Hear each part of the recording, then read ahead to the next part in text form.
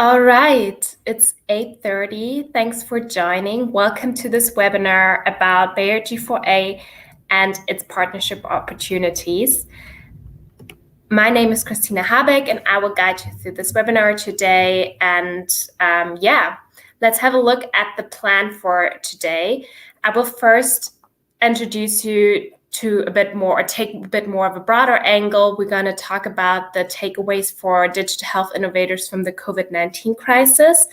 I'm doing that to provide you with more of a background, what kind of solutions we're looking for this year, why we're looking for these solutions, and what we look for in companies that we want to partner up with.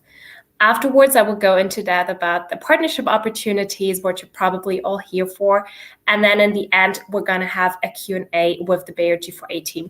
So if you have any questions while this webinar is going already, then just put them into the chat and we will answer them later during the Q&A. But first, looking at our takeaways for digital health innovators from the COVID-19 crisis. What we really observed was that the pandemic accelerated digital health through a push and pull dynamic. On the push side, we really saw that COVID-19 spurred a momentum for digital health. We saw an increased digital health adoption and also a mindset shift among health consumers. On the pull side, we also saw that COVID-19 revealed a strong need for digital health. We saw that social determinants are affecting health status more than ever. We saw the health economics challenge explode, and we became aware that there is a strong need for integrated care.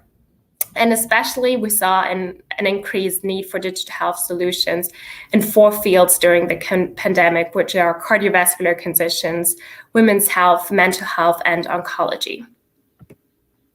Looking at the push side of things, as I said, the pandemic really accelerated the adoption of digital health solutions. That holds true for both the virtual care, so 44% of people use new devices or apps to help manage their conditions remotely, but that also holds true for mobile health applications. For instance, in the UK, we saw a 25% rise in digital health app downloads since the beginning of the pandemic.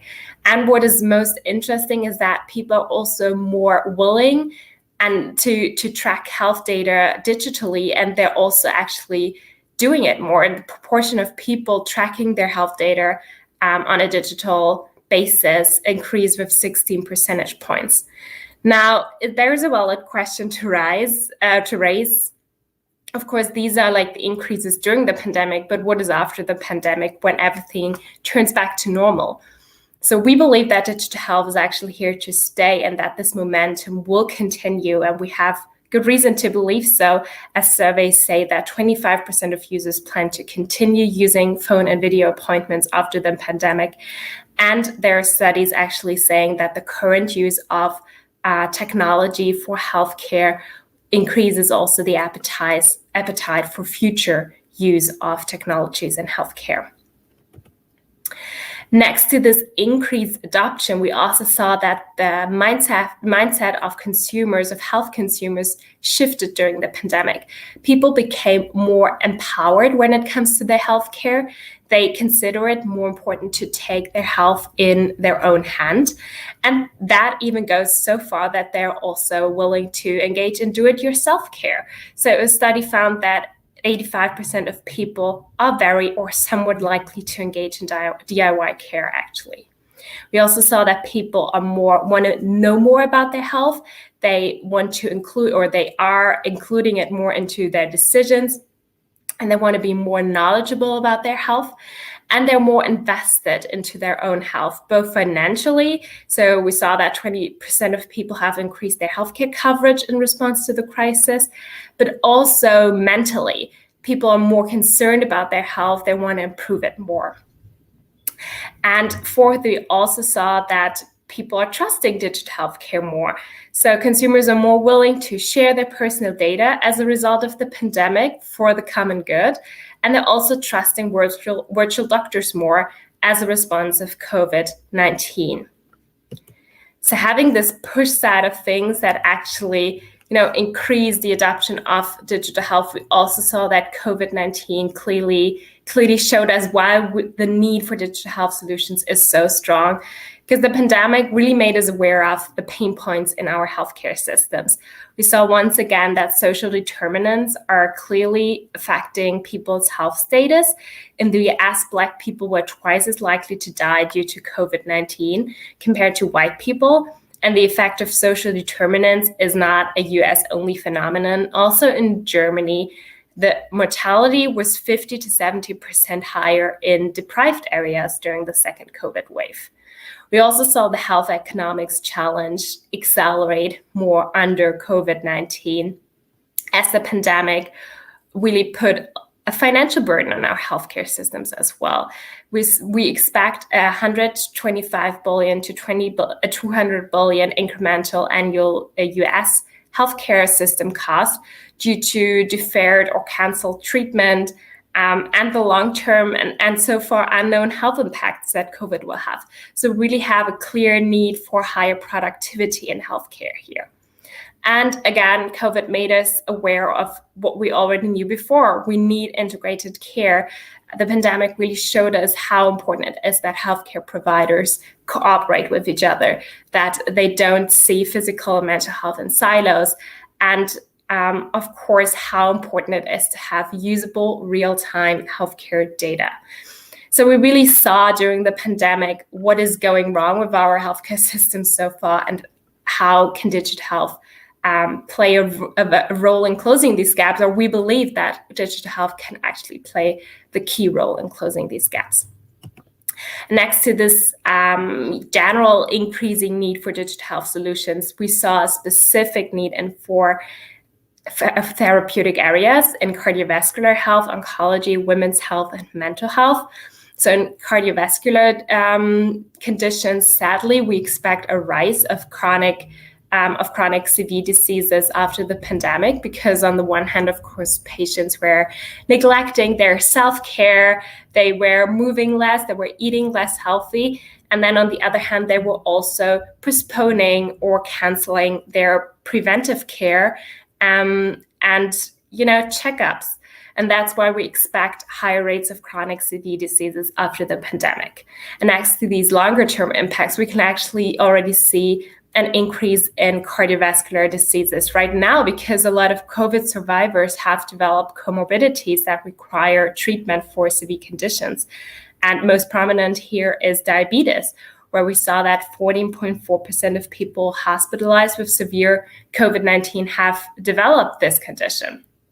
So there's really a clear increasing need for treatment options and digital treatment and care options in the area of cardiovascular conditions. A similar picture can be drawn for oncology, where we also saw a lot of delayed diagnosis of cancer cases. Actually, the cancer incidence in a lot of developed countries decreased immensely during COVID, and that is unfortunately not because there was less cancer, it is because less cancer was diagnosed. And that will lead to more later stage treatments and more complex, treatment situations in oncology in the future. And that raises, of course, the need for better and more individualized care options in oncology as well. And this increasing need for care options is also mirrored in the expectation that the spending for oncology and immunology will grow immensely in the next years. And then, of course, it's no secret and no surprise for you if I tell you that the mental health of a lot of people has suffered extremely during the crisis. We saw that 4 in 10 adults in the US have reported symptoms of anxiety and depressive disorders during the pandemic. And what is most concerning about this is that the suicidality is significantly higher among young people, racial minorities, Black population, and essential workers.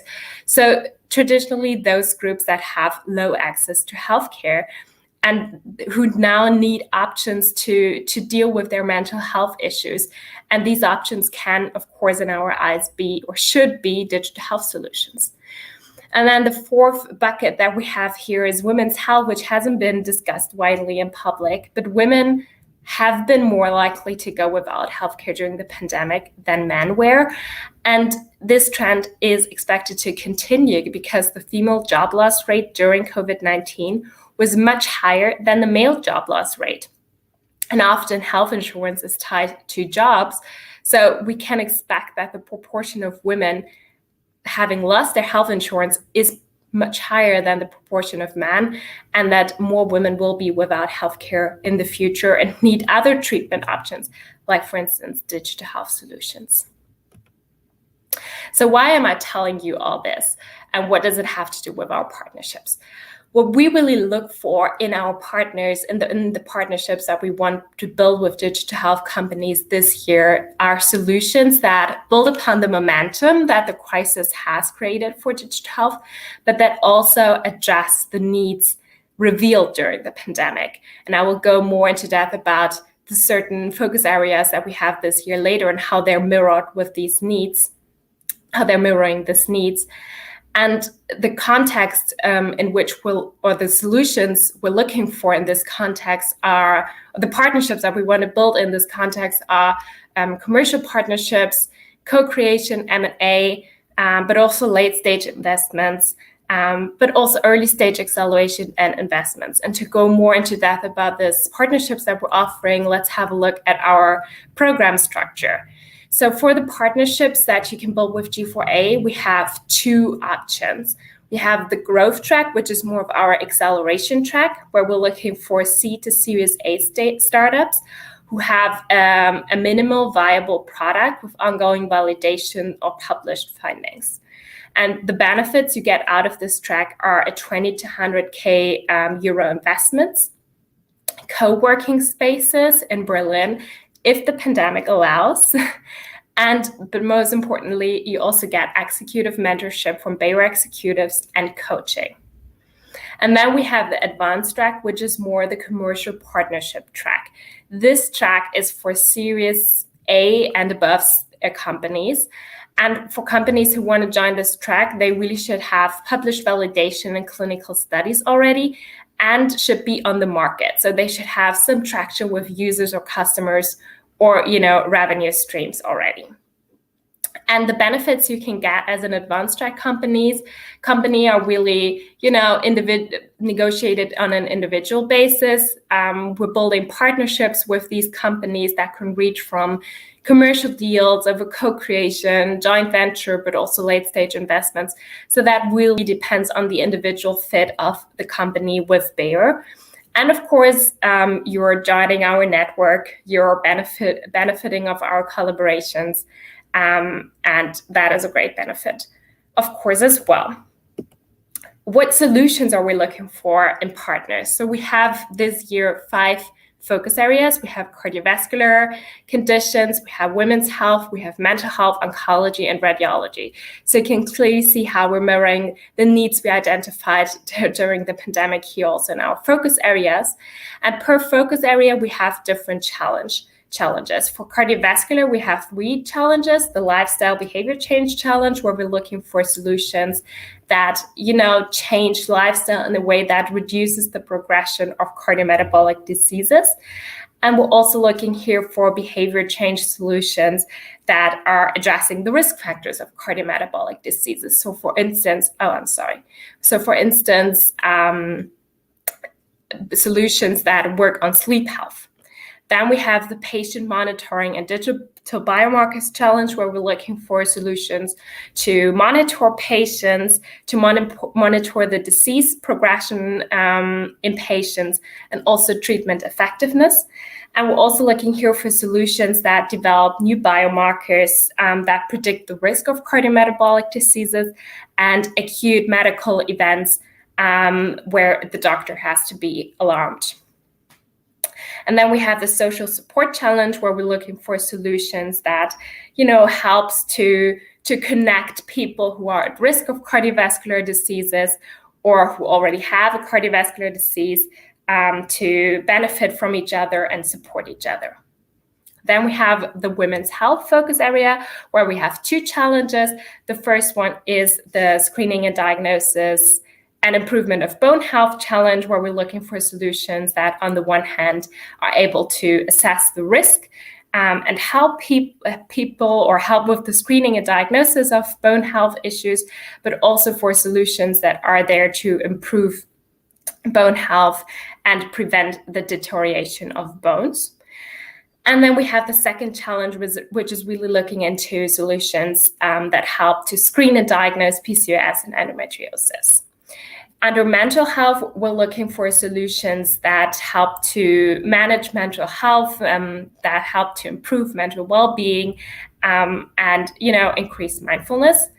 And then we have the oncology bucket, where we have two challenges. The first one is the digital validation of performance status measurement and quality of life. We're really looking here for solutions that are able to calculate the quality of life of cancer patients and that are able to, give or support valid measures of all kinds of measures that are, or indications that are important for cancer patients, like breathing patterns, daily activity. And last but not least, we have the radiology bucket, where we have two challenges this year. We're looking here on in the first challenge for AI solutions that help to detect, screen, and identify abdominal or aortic aneurysms. And as a second challenge, we're looking for mobile solutions that enable patients access to their medical results from cloud AI solutions, or especially for their imaging medical results. Right, this lets me go on now. So if this sounds interesting to you, and if your company has a solution that addresses one of these challenges that I've just presented, we would love to have you in our G4A partnership programs. If you want to apply, what is important to know is the deadline for applications this year is June 20th. And what you have to do is super easy, basically. You just have to find out which track is suitable for your company. So reflect a bit on, would you rather be a growth track company or an advanced track company? And then you can go also to our website and again explore the challenges that I've just presented to you. If you think that the solution you have addresses multiple of these challenges, that's even better. You can also apply to, multiple challenges. And then you go to our website at g4a.health/apply. And there you can complete an online form, which is the application. It will take approximately 30 minutes. And yeah, it's just for us to, get a background of your company and conduct our due diligence.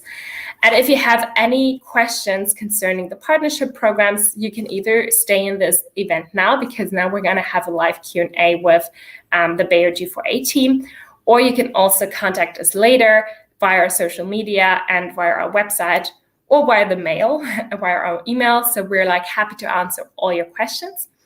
And yeah, with that being said, I would like to hand it over to Sophie and Bharat for the Q&A. Awesome. Thanks, Christina. Great. We can start taking some questions here already. So we have the first question, that's what stages of solutions are you looking for? So really, the stages of solution we are looking for is based on the tracks. So we have, as Christina mentioned, we have two tracks. It's the growth track and advanced track. So for the growth track, we're really looking for early stage companies with a minimal viable product, and usually the series or stage they're at is from seed to Series A, and they have some ongoing validation or have some published findings. And for advanced track companies, we're looking for more mature companies who already have a product in the market, have revenues, and here we're mainly looking for partnerships, commercial partnerships. And usually, sometimes we've also got cases where a company not sure which track really they fit in, because maybe they're early, but they already have a product in the market. So in all those cases, you can just select unsure in our application portal, and we'll make sure to look at it and see which one fits best in terms of synergy. What type of business models are you looking for? So business models really is, there's no one size fits all kind of business model we're looking for. We're considering the different possible business models and collaboration relationships. The decision probably and mostly will be based on a one-to-one basis for each of our companies which we finally choose, and it can really vary. What is the selection process?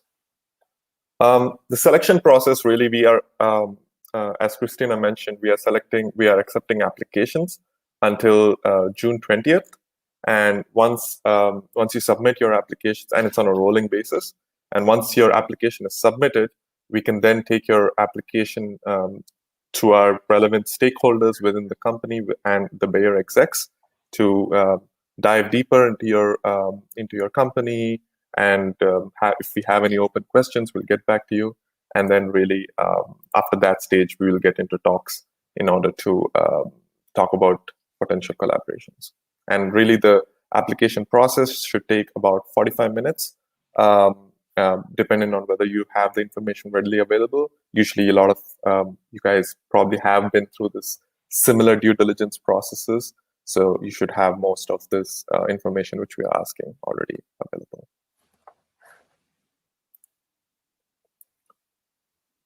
Do I own intellectual rights to the software or technology once developed? Do you want to take this, Sophie?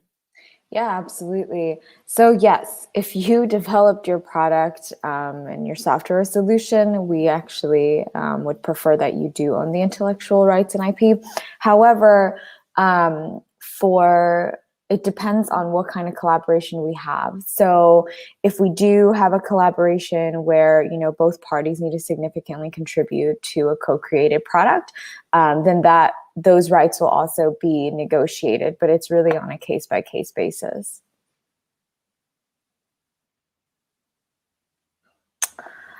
Is the growth track open for companies from all over the world or only those based in Europe? Actually, no. The majority of startups last year actually came from the US, but in the past it's international, and so our growth track is actually open to many companies all over the world. So feel free to apply. Yeah. In addition to that, the geographic scalability that you see under each challenge on our website is mainly we're looking at startups who have future plans, at least, or in their pipeline to expand or scale into these regions, just to clarify.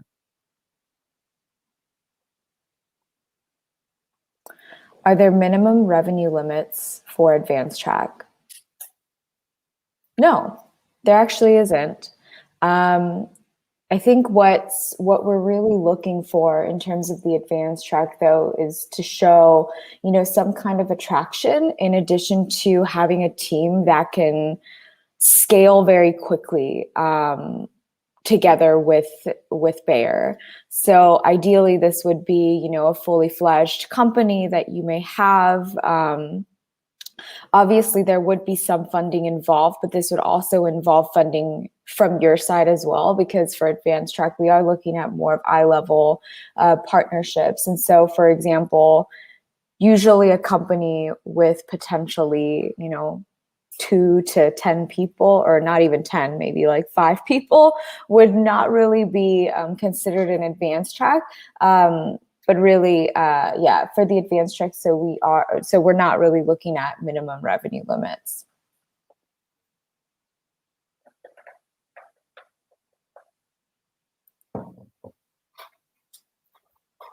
So any further questions? I think those 2 were coming in from our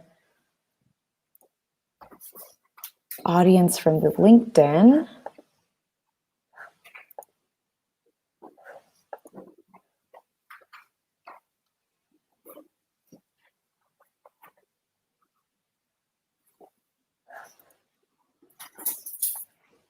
For oncology, it was mentioned late stage in the presentation. Does that mean you're looking for oncology companies only in the advanced track? Yes, that is correct. So we are only looking, so the project teams and the builders that we have from the Oncology Challenge, they are looking for more established companies to drive partnerships together. We are pre-revenue, but just got our CE marks, so are now able to commercialize with regulatory approval, starting with pilots. Any guidance on which track? So this really depends on kind of the product. I mean, it seems like you just got the CE mark and you're now, going through commercialization. So we'd probably consider you guys more to be on the advanced track. However, we've had companies with, $18 million funding and 100 employees come into the growth track as well.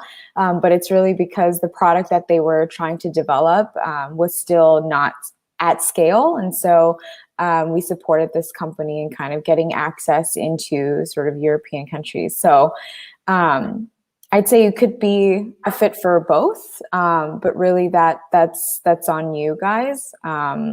We would, however, maybe see you're probably in the advanced track, but we'd have to see through our due diligence process a little bit more details on your company. Yeah.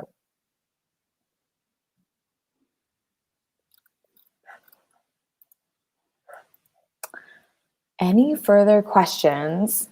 These are all very good questions. Kind of going back to the question for oncology. So yeah, if you look on our website, we usually have, what the teams are open to. So either they're only early stage companies or late stage companies. However, for some of our radiology challenges, I don't know if there's any radiology companies out there listening right now. For radiology, they're actually open. It says currently they're open to advanced track. However, they are also looking for proprietary algorithms, and so you could be a late company with an early stage product, and they'd still want to talk to you guys. So just FYI for any radiology companies out there. And it seems like we have one. Bharat, you want to take this one? Yeah. Is there any regulatory requirement for the growth track, CISO? In general, regulatory requirements are just another, potentially another good checkbox, essentially, in terms of if as a validation. But in general, that's not really a requirement as long as there's some sort of plan, or it's it's pending, or in some cases it's not really required based on the solution. So it's not a mandatory requirement for the growth track. Yeah.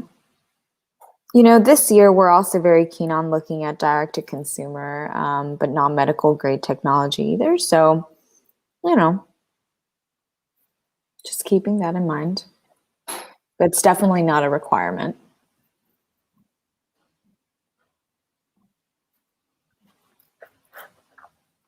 Any further questions?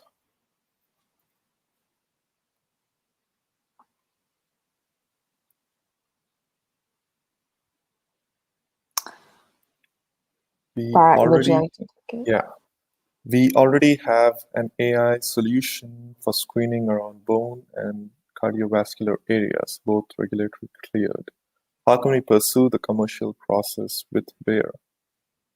That's awesome. If you already have it and it's regulatory cleared, I think you probably will be a good fit for our advanced track. So please, I would encourage you to go ahead and submit some of this information regarding your company on our platform, g4a.health/apply. And then the deadline is June 20th, like I mentioned. And then really the next steps would be to take you guys in front of our global oncology teams or cardiovascular teams to then dive deeper into your company and see if there's a good fit. And there's probably a match with either our women's health or cardiovascular region from what I see already, but we'd need to look further to see where the fit is. Yeah, we'd be super curious, especially for the bone health, because I know, there's not very many solutions around the world that are actually consumer driven. I think a lot of, osteoporosis, it's very like radiology in the clinic. But we are also, if you are one of those companies that do focus on sort of more people-centric, people-focused prevention and screening, if there are any companies, yeah. So, feel free to apply. We're very interested.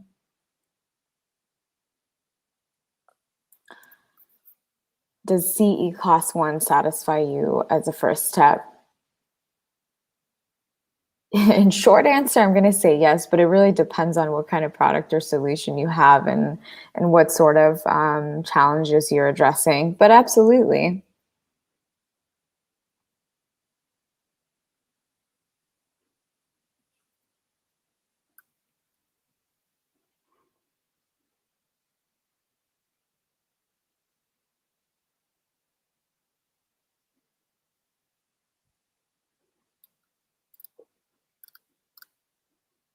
Any further questions? These are actually very good.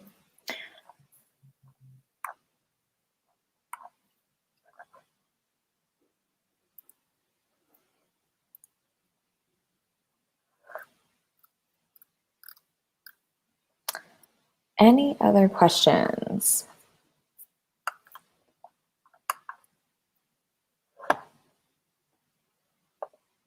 Well, then I guess that concludes our webinar, unless there's someone who quickly writes something in right now while I'm talking. But, as Bharat mentioned, or as Christina mentioned, our applications actually close on June 20th. And yeah, we're looking for very innovative companies. And I think this year really, a lot of the companies that we are looking for are very much, consumer focused. And there are several, especially in like the radiology and the oncology area that, it's not as direct to consumer, but we are looking for really interesting therapeutic digital products. And so, yeah, we would love to see your applications. I know everyone who asked a question, it seems like you guys have very interesting companies. The applications shouldn't take you too long. Bara, I don't know if you want to mention how long it normally takes. I mean, on average, it takes 45 minutes, considering if you have all the information, because we don't really ask any new information. Usually companies should have this, but in general, should take about 45 minutes. But if you don't have, you can probably look into that. And overall, the entire thing should be done within the day if you spend some time on it. Yeah. Please give us examples of successful collaboration. Yeah, I can give you a couple. One of our radiology companies actually just recently signed a master services agreement with Bayer. They came through our advanced track, actually, but it's because they were a very advanced company, but proprietary algorithms. And now what they're doing for us is actually developing algorithms so that we can build products and solutions with radiology. That's one of them. So an MSA was the commercial partnership.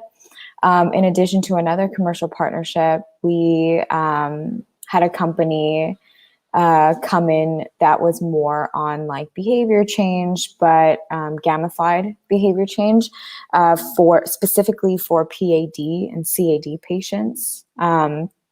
And so we ran a pilot with them with several hundred people, and it was quite a successful pilot because, that was the time when everyone said, there's no way that anyone over the age of 50 is going to use a gamified solution to change their behavior, but it worked. And so that was another successful project that we run. And then in terms of the growth track, for the growth track, we really want to help your company scale. And so what we really look at is we cater to kind of the individuality of your company. And so everything from, executive mentorship to executive coaching, we've had companies in the past where we did see that, potentially maybe their COO would be better off as a CEO. And so, we help companies kind of grow in more operational ways, in addition to supporting them with kind of like their financials. I know a lot of early stage companies, you guys don't have, auditors and accountants. And so we kind of, bring in people to help set that up, in addition to finding, our growth track companies more, or getting them in front of investors, opening access to various networks, networking events. In addition to that, we kind of give you access to Bayer. We have a lot of experts here, especially within the TAs that we are looking for. So for our growth track companies, sometimes there isn't a pilot project that comes out because you may be a little bit too early, but we really try to scale you guys and kind of tap on you later, because we've had a lot of growth track companies in the past where, they come in and then 2 or 3 years later, they have some validation, they're scaled a little bit more and they're a little bit more refined. And we've had various Bayer teams reaching out to them for potential partnerships. And so really, that's kind of what we offer through our growth tracks. And those are some of the successful collaborations we have. So I hope that helps.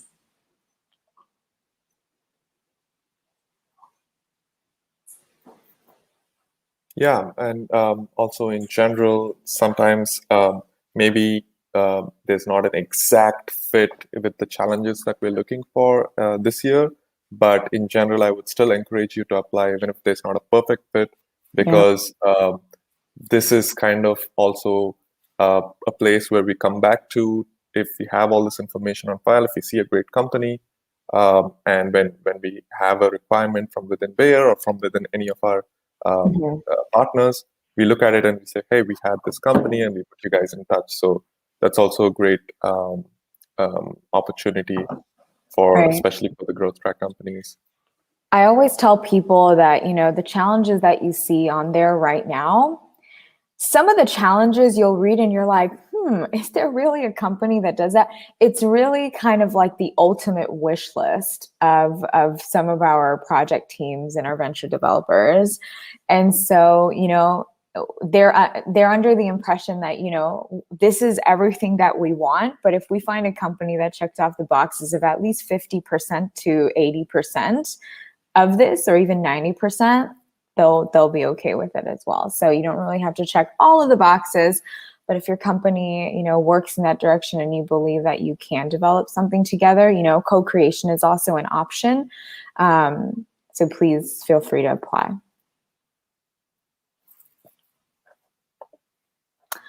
Great.